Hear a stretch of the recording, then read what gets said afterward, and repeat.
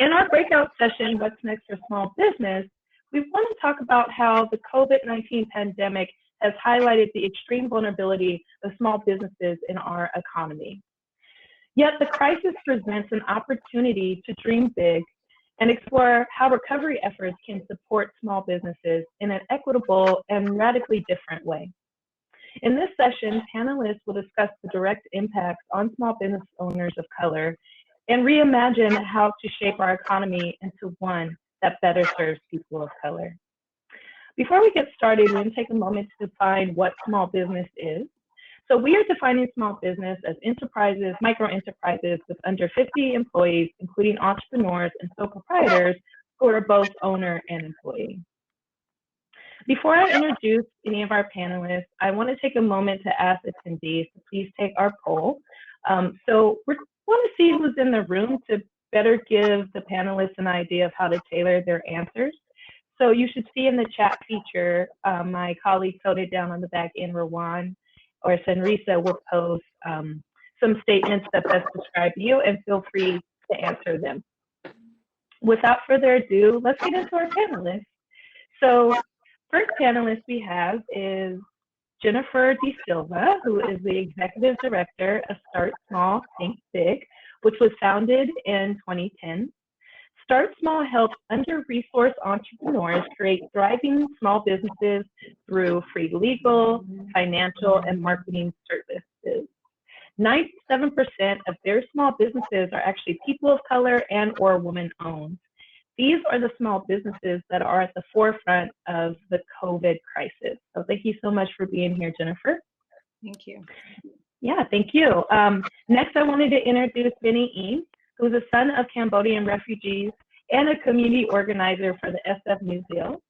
SF New Deal is a rapid response relief effort providing immediate financial relief to small businesses who are paid to provide food to neighbors in need.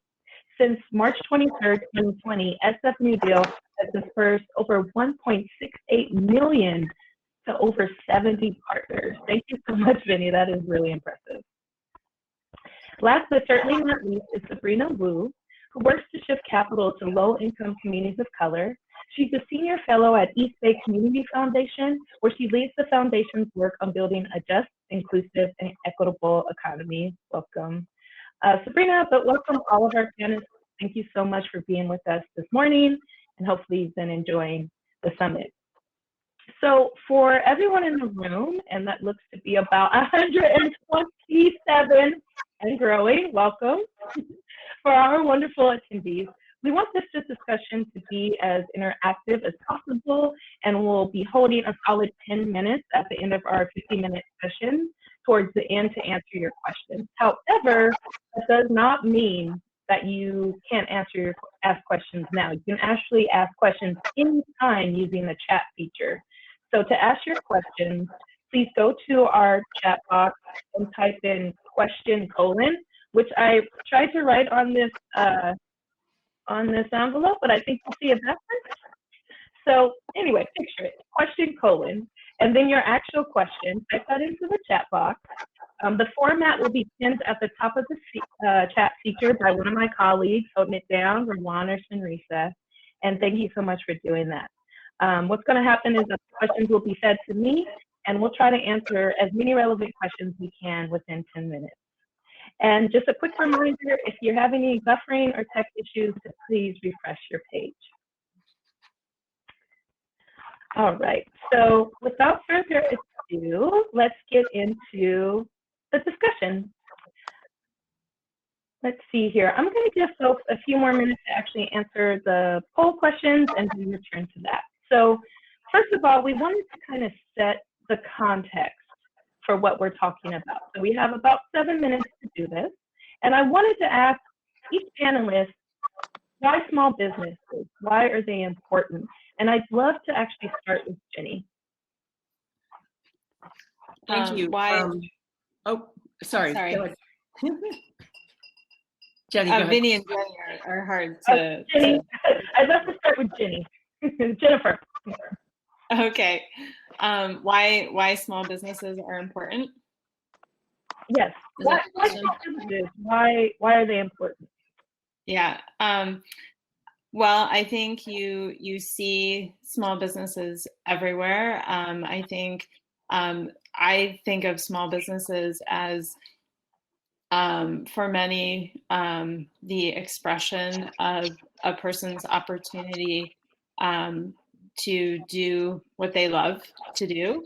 It is an opportunity for them to express their best self in their most creative and whole way. I also think of, and that is one direction, the sort of creative, loving, whole direction, something that someone is passionate about, something that someone loves to do, and a small business is that sort of natural extension of themselves.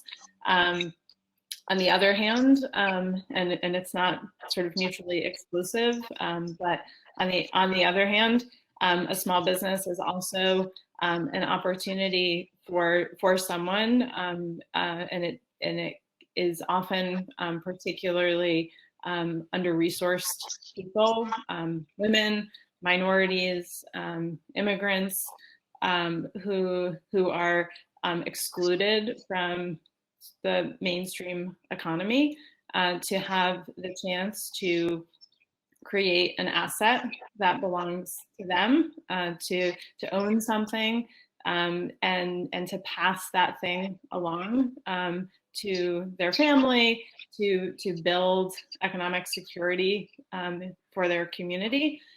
So I think for both of those reasons, a small business can be an incredibly powerful thing for a person's self-gratification, and then for their family and their community.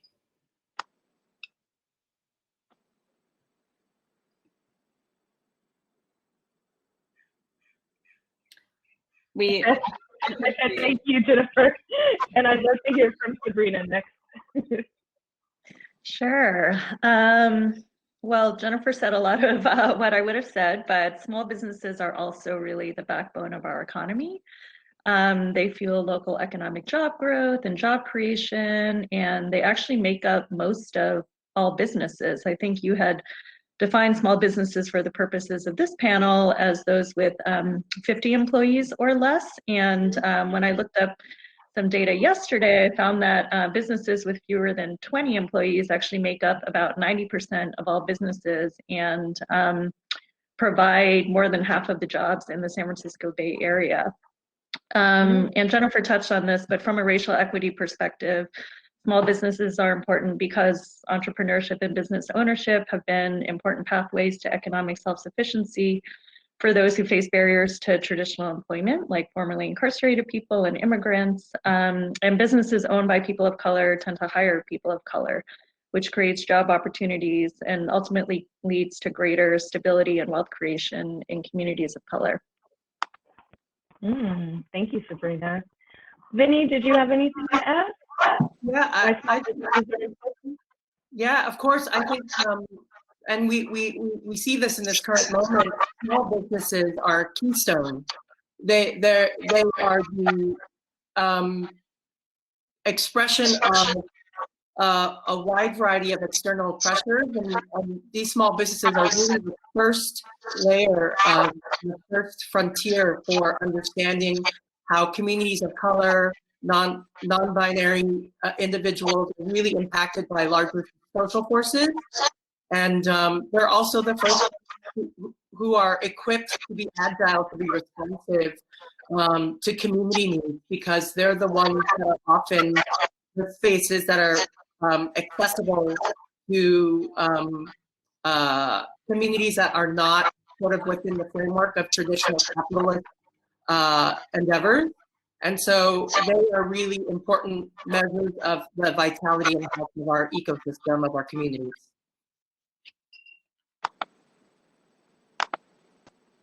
I keep not muting myself. I just have come through, and thank you. So just checking back on our poll. At the beginning of our session, I wanted to get a sense of who's in the room. My colleague Henry is saying lots of business advisors and community members. So in order of propensity, advisory services, uni members, business owners, and funders. So we get a sense of who's in the room, and I want to invite our 170 something, almost said employees, oops, attendees to go ahead. If you have a question for one of our panelists, go ahead and chat that in the box now, and we'll be getting to it in the last 10 minutes of our session. All right, so we've kind of established why small businesses are important. So let's take the next 7 minutes to talk about what small businesses of color are facing right now. And this time, I'd love to start with Sabrina. Thank you, Mercedes. So I would say there are many issues that small businesses of color are facing right now, but if I had to pick one, I would say access to capital. But that's actually not a new issue for small businesses, particularly those led by people of color and especially women of color. Access to capital has always been one of the biggest barriers to their expansion, and right now the stakes are even higher. So it's not about accessing capital to grow, it's a matter of survival.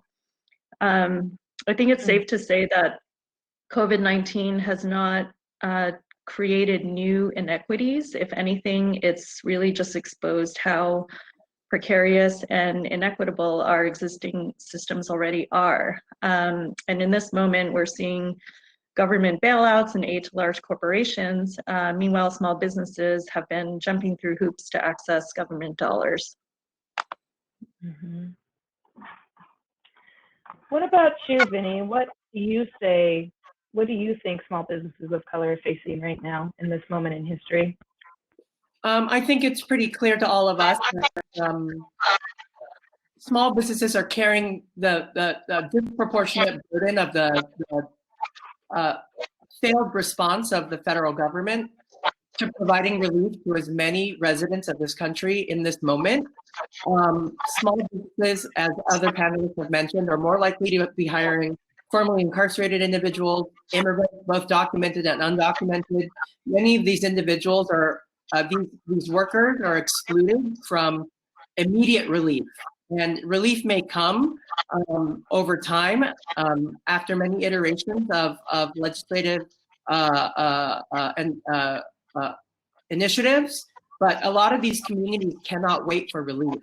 And the first community that they're going to turn to, in addition to their immediate families, are their trusted community members, very likely other employees or employers or past employers. And a vast majority of small businesses right now are feeling not only the burden of keeping the vitality of their own business alive, but the network of their relationships, the people that they've built community around, that need financial resources, that need food resources, that need shelter. And so and that's born disproportionately in communities of color. That's why you see so many mutual aid networks right now that have been popping up, that have been initiated by individuals in communities of color, because we realize and understand that direct action needs to take place now to provide immediate relief, and that we can't wait for the government to provide relief. Thank you, Vinny. Jennifer, what would you say small businesses, entrepreneurs of color are facing right now? Yeah, thank you. I certainly agree with Sabrina and Vinny. You know, that access, that capital is a huge issue. Capital is always critical, and especially when your sales have all but stopped. You know, for so many businesses during this period. And I think, you know, like Sabrina said, this period has just exacerbated structural inequities that are built into our system. I think the rollout of the sort of signature relief program for COVID, the Paychecks Protection Program, sort of underscores this issue pretty conclusively. You know, not just the structure of that program, which has made it extremely and particularly difficult for small businesses, particularly businesses owned by people of color to qualify for assistance, to receive it in time to save their businesses, and or the jobs of the employees that depend upon those businesses. But also just the process itself of that program is fundamentally flawed, and the statistics are coming out that 90% of businesses owned by people of color have been or will be shut out of that program. So I think obviously capital is important, like it has always been, but I think that and it's not a competition between these two things, but capital is important. Access to capital through fair and equal and non-discriminatory policies and structures, and robust technical support that ensures access to that capital is equally important. Thank you. So we talked a little bit about why small businesses are important. We talked about the issues they're facing. So let's talk about their future. So what actions can individuals, organizations, movement folks, or straight up just people with money take now or in the future? For instance, a policy recommendation. What do small businesses of color need to survive and to thrive? So this time I'd like to start with Vinny. I think it's a really crucial time to examine what social costs are being borne on small businesses. This is a tremendous time to be advocating for universal healthcare. The proportion of money that small businesses have to spend to provide meaningful health coverage to their employees is a significant burden on their ability to create a sustainable business model. We've seen that now with 38 million Americans filing for unemployment, with so many Americans that rely on employment to receive their health insurance coverage. This is a crucial time for all of us to really push forward this idea that healthcare is a universal basic human right that shouldn't be predicated on employment. That's a really big thing. If you free up that expense for many small businesses, it's going to free up their ability to transfer those dollars and those monies to other ways to build a better infrastructure, to take care of their employees and to take care of their businesses. That is a huge thing. The other immediate thing right now is to advance the dignity of every worker, regardless of their documentation. Too many businesses exploit workers because they are undocumented. And this puts a lot of small businesses in a really, really precarious position of deciding whether or not, carrying the moral burden of working with of individuals who have to sort of work in the shadows of our economies.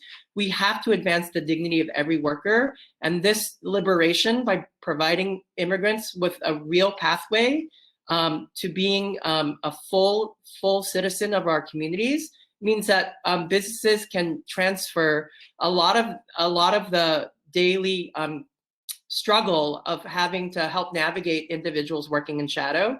This is going to free up so much of their bandwidth and so much of their creativity. Thank you, Vinny. I'd like to ask the same question to Sabrina. What do small businesses of color need? What action can we take? Yeah, so in terms of actions, I appreciate you naming different types of stakeholders and different actions that they could take. So I sit within a community foundation, and I'll just speak on from the perspective as a funder.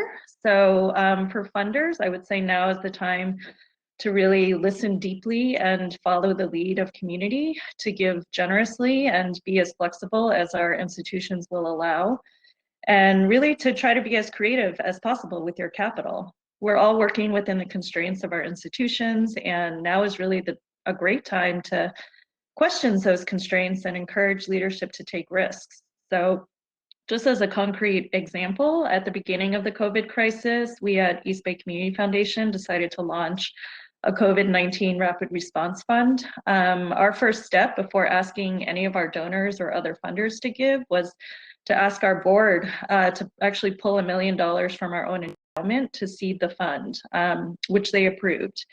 And so this was an unprecedented and bold move for us, but really a demonstration of our commitment and our skin in the game, and allowed us to leverage other funding. So as of today, 2 months after launching the fund, we've now raised $5 million and have deployed over $2 million in grants to the community. And as we head into the worst economic downturn we've seen in our lifetimes, I believe that it's time for philanthropy and investors who care about impact to expand our giving and investments and not contract with the market. Funders and investors should need to listen closely and be good partners to understand what kind of capital and resources small businesses and nonprofits need right now, whether that's grants, low or no cost patient debt or equity investments, technical assistance and capacity building, or more likely a blend of those resources, and figure out how to deploy the right blend of those forms of capital that can be most supportive and catalytic right now to build the local economies that work better for our people. So just as another concrete example, I've had the privilege to be a partner on a community capital fund called the Real People's Fund, along with some other amazing organizations here in the East Bay, including about 7 base building organizations who govern the fund. And we've been in deep conversation over the past 2 months, actually, about how to reconfigure some of our offerings given the heightened and emerging needs that small businesses are experiencing right now. And I just want to actually shout out my partners on the Real People's Fund, Runway Project, Optima, and Community Vision, who have direct relationships with borrowers and who have been listening to what folks need right now and taking the time and putting in the work to make sure that we are best meeting those needs. And not in the service of returns to investors, but really in the service of setting up entrepreneurs of color for success in the long run, so that they can rebuild their businesses and be part of a new economy that we so desperately need. Thank you, Sabrina. And last but certainly not least, Jennifer, I'd love to hear what you think small businesses need right now to ensure that they're here in the future. Yeah, thank you. Start Small provides technical assistance support to small businesses. So that's the seat from which I am sitting. I certainly echo and support what Vinny and Sabrina have said. I'm thinking a lot about sort of what it will take for businesses to pivot, and I feel like people are talking a lot about this idea of pivoting. And I don't think it's just like, the economy is going to turn back on and people are going to make this pivot. Consumers are going to come back slowly and with different priorities. And I think businesses are going to need to reinvent and adjust their original vision for their business and accommodate that change in demand. And then they're going to have to do that again. And again, and this pivot is going to be this, they're going to pivot and they're going to pivot again. And it's going to be this sort of ongoing thing. And I think the sort of heartbreaking reality of this time is that, businesses that are unable to make that pivot are not going to be able to make it through this. And from that, there's going to be this new age of creative businesses that will take over. But that the role of technical support to help facilitate this pivoting process, and it's not a switch. I think it is a process for pivoting will really be more crucial than ever. And so how we think about technical assistance, how we ensure that businesses who have the hardest time accessing that kind of support get it is going to be crucially important throughout this whole time. So that's the more traditional, legal and financial support, like organizations like Start Small provides. I also think that providing support for businesses to increase their digital capacity is going to be a key driver to returning and having the ability to pivot. At a bare minimum, digital platforms are key tools to communicate and engage with customers, even when you are paused, even when your business is temporarily closed. So keeping a line to those customers allows you to scale up again when the time is right. So pivoting to online sales also requires a host of platforms and support. And then there are all the legal issues that are associated with that. So many of our businesses don't have that capacity, and ensuring that they are able to scale and scale quickly on that digital side is going to be crucial at this time. And then there's support for logistics that is associated with that, thinking about inventory and supply chain management, which has been so disrupted. So I think, how we are re-envisioning technical support as our businesses are coming back is going to be a crucial process to all of this. Thank you, Jennifer. So we're getting to our last question that I have for the panelists, and then we'll open it up for attendee questions. So I would like to invite each of you just to take a moment to think long term. So considering that we are entering into a recession, how can we reimagine a thriving future for small businesses post-COVID? And I'd love to start with Sabrina. That's $1 million question, Mercedes.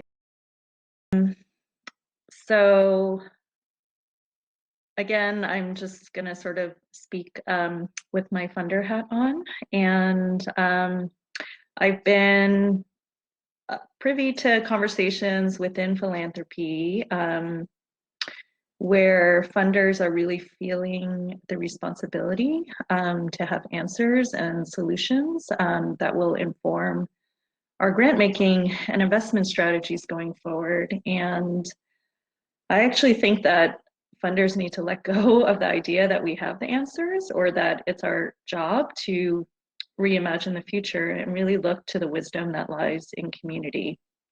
I think that our job as funders and investors really should be raising and mobilizing resources towards building movements and building that long-term infrastructure, which includes nonprofits, small businesses, and informal networks that are all part of a larger ecosystem that are working towards long-term structural change, racial justice, and new systems that are more resilient to health and climate-related disasters, and that actually care for our people and are focused on preserving life. Thank you. So the $100 million question, I'd love Vinny to answer next. And I'm happy to repeat it if you want, which is, considering we're entering the recession, how can we reimagine a thriving future for small businesses post-COVID? Thank you. I want to, there's a seed in what Sabrina said that is so important as we reimagine where we're headed, which is everything that has been can't be again. And the true path forward is to center the communities that have always been closest to harm, because they've historically been excluded from opportunity. They've always been historically redlined out of traditional lines of credit. And what we really need to move away from is small businesses trying to figure out how they're going to make their cash flow even before they figure out their profitability, and really understand that small businesses need to be built as pathways for individuals in our community to build wealth.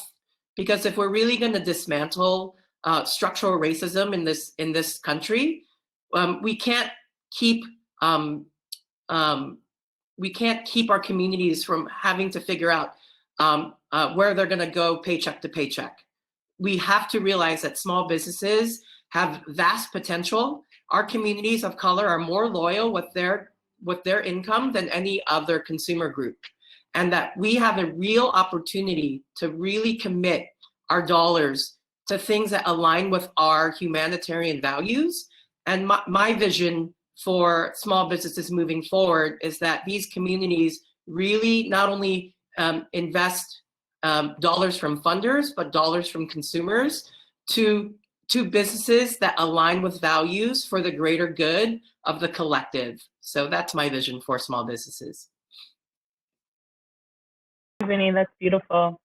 All right, Jennifer, what do you think? Small business post-COVID? Well, I think that, you know, one of the biggest sort of unknowns for businesses right now, obviously not to mention the rest of us, is sort of how long the ongoing disruption will last. And so I think this sort of highlights the value of transparency and very clear guidance from policymakers about what we can expect and what the game plan is for at least the immediate months ahead, so that people can plan to the extent that is possible. I also feel like the sometimes the knee-jerk reaction in a time like this is to feel like competition is the best way to you know, fight or flight, but that we have found in the start small space, at least in the start small think big space, that our businesses are really banding together and thinking very cooperatively and working very closely together, and that it's and that this crisis has really in a sort of ironic but very beautiful way really brought people together, and that it is the sort of strength in numbers concept, that the more we think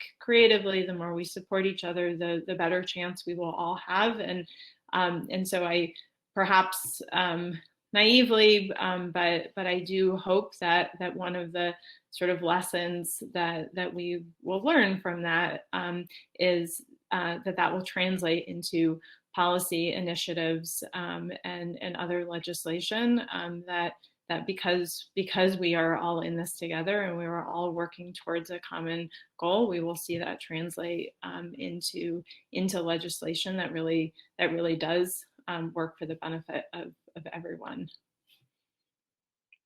Thank you. And I don't know if the panelists are seeing the chat, but it's blowing up right now. So thank you everyone for your questions. Those are my questions for now. I'd love to get to some of the questions from our audience. And here, panelists, I just invite anyone to kind of jump in, I think, and give your thoughts. I'd love to hear. So first question is, how to approach sustaining small businesses as community? The first is about the idea of cooperative structures. Can any of our panelists speak to how co-op structures can be used to alleviate some of the inequities we're seeing? Anyone want to take that?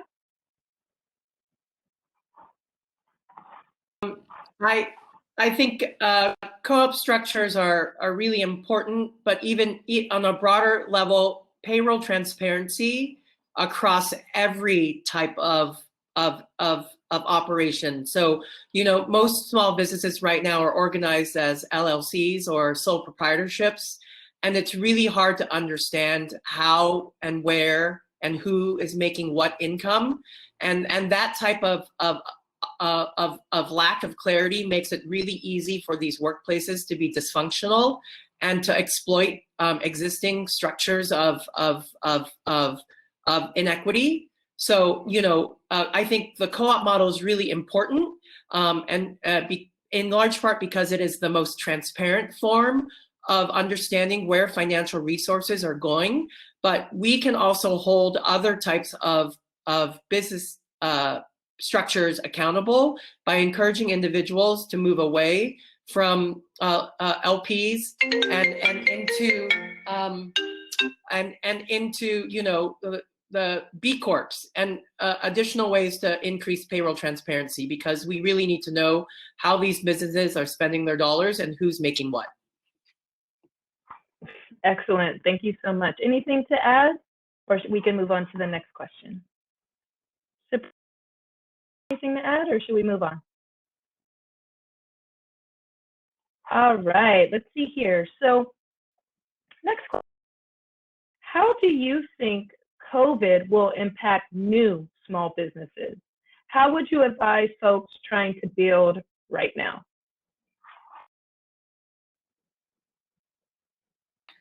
I can take a stab at that.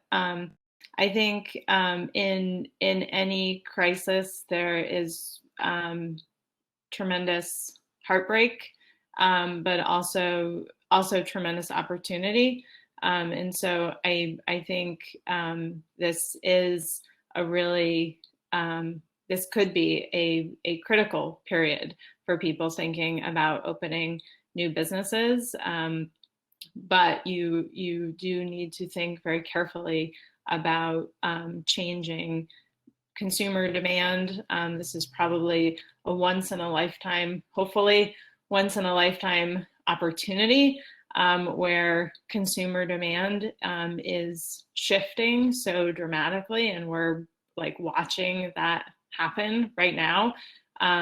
And so there are any number of new business opportunities that are available to people, and some things are a lot cheaper than they were before, and there are a lot of openings in this kind of a crisis for someone to walk into. Planning is more important than ever. Sort of moving ahead with that, but thinking very carefully about the ground that you're walking on, because that's shifting for everybody. So I think crisis begets opportunity, and so now can be a tremendous time to start a small business. But now more than ever, the plan that you put in place is critically important. And Jennifer, just a follow-up question. So when you say the plan you put in place, do you mean specifically a business plan? I mean, I am not a huge fan of a written document that has beautiful sections that is your business plan that you then discard and put in the top drawer of your desk and never look at again. Someone's business plan can look like, your business plan can look like a lot of different things. I think you need to know how much money you need, where your money's coming from, who you're marketing to. You need to be very clear about what your risks are, what your costs are. There's some fundamentals there that are critical. I would put them in the legal, financial, and marketing categories. And so that can be your plan.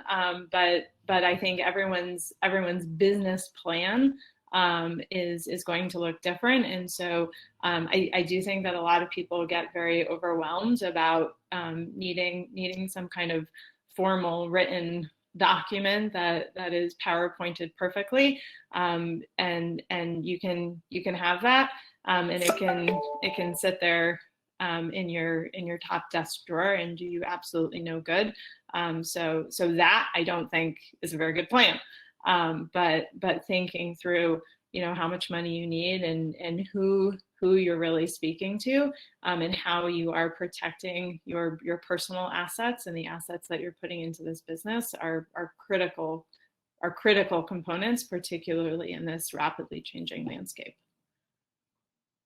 Thank you, Jennifer. I really appreciate that. We have almost 200 folks and we have a bunch of different questions. So I'm just going to move on to this next one because it's just a lovely one. And I'd love to hear if each panelist or any panelist speak to it. How can folks with limited income best support small businesses right now?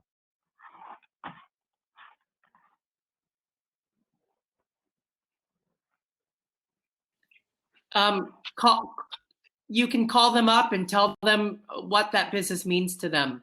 There are so many people right now that just need a validation or affirmation that the community sees and acknowledges them, and that is such great fuel for a lot of small businesses that are, the well of resilience is deep with each individual that's running a business right now, but the community well is even deeper.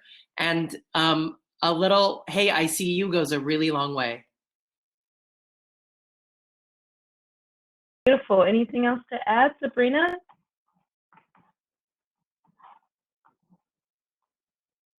I would say that, I think the first thing that comes to mind for most people about supporting small businesses is as a consumer. But there are so many other ways to support the larger ecosystems that small businesses are operating in. And, part of my organization and my own sort of theory of change is that one of the most effective strategies for actually creating any kind of change that we want to see is actually by organizing and joining with other community members who share similar values, vision, and goals as yourself. And there's so many opportunities right now to engage in organizing efforts to really build towards the longer term systems change that we've all been talking about on this panel, and that's really needed for the long haul for our small businesses to be able to survive. No power like the power of the people, because the power of the people don't stop. All right, so we're winding down here and getting to our time, but I'd like to invite all panelists in one sentence. What is one thing you want people here to take with them? Just a sentence of what you want people to leave with. Jennifer, can you go first? That feels challenging. I come back to an idea of community, and this this time feels like it's sort of ripping us apart and forcing us to stay home and isolated. And I think businesses need us to they need us. They need our support. They need us to buy from them, and particularly in the small business community, this is the time when we can remember that we really are all in this together, and we can remember the power of community and that we are all in this together, and then each of us, with each of our dollars spent in each of these businesses, that really does make a difference to maintaining the small business community in space.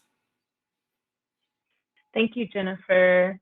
What about you, Vinny? What would you like attendees to leave with? I think, we often think about how businesses can be resourced, and we often talk primarily about financial resources, but there's no greater, more renewable resource than love that we have for each other and for community. And I think one takeaway that I would invite everyone in this community to share is to lead with love and to demand that our elected leaders be compassionate and to really center their policies and their answers in compassion, because that's what small business owners do every day. They open up because they create opportunity not only for themselves and their families, but for other people who are often at the margins. And that's the power of a small business, is that they can take someone and give them tremendous life mobility, economic mobility, emotional stability, and that all of that's driven by an understanding of our shared humanity. So. Thank you, Vinny. That's really beautiful, and I agree. Last but not least, Sabrina, what would you like to leave our attendees with?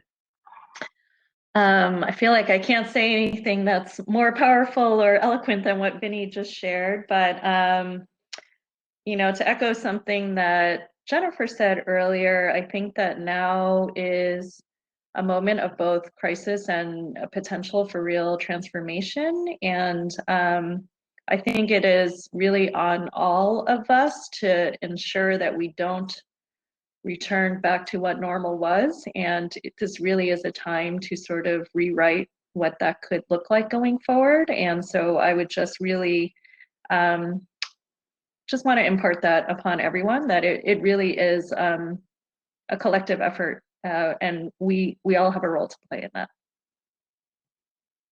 Thank you so much. I just want to say thank you to all of our panelists for joining us today, for taking time out of your busy schedule to be with us. I want to invite all of the attendees and everyone here to please stay in touch with Greenlining and all of these amazing organizations our panelists are a part of by following the links posted in the chat.